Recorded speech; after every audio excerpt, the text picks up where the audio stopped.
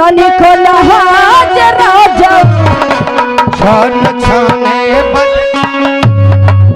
छाने छाने बदले तोहर मिजाज राजा धोखेबाज राजा छाने छाने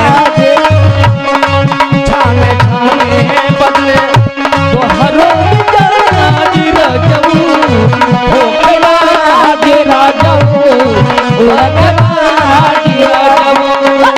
छाने छाने बदले तोहर मिजाज राजा धोखेबाज राजा धोखेबाज राजऊ जाने जाने तू हमारा हो परहन सुधारा हो परहन सुधारा हो तोहर ना बहते तनिक लाज राजऊ तोहर ना बाटे तनिक लाज राजऊ छाने छाने बदले तोहरो मिजाज राजऊ धोखेबाज राजऊ धोखेबाज राजऊ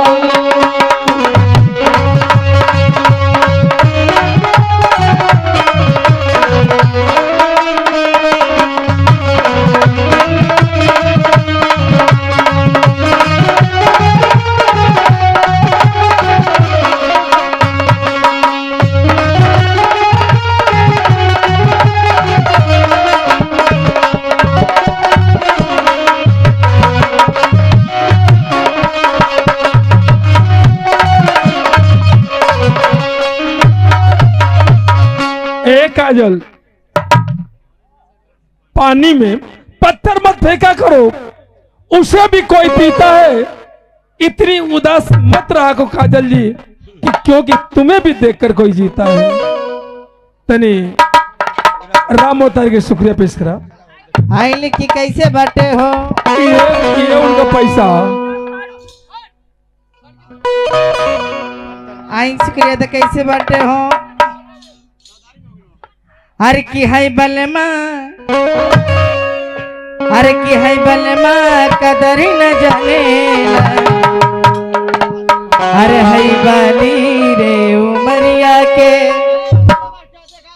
हर की है कबल है जगा के राखी हर की है कबल है जगा के राखी हर की है कोमल शरीरिया के हर की है बलमा हर की है बलमा हर की है बलमा कदर न जाने बाली उमरिया के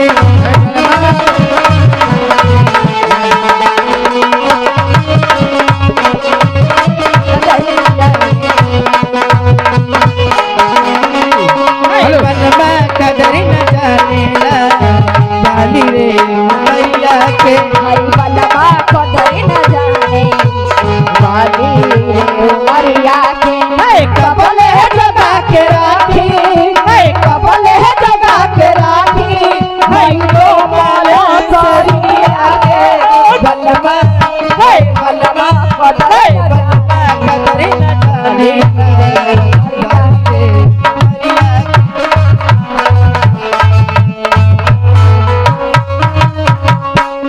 बलमा कजका न जाने कदर न जाने हैसर गुसरी का के।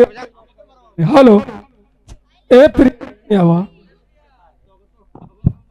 का हाय देखा 21 रुपए का पुरस्कार।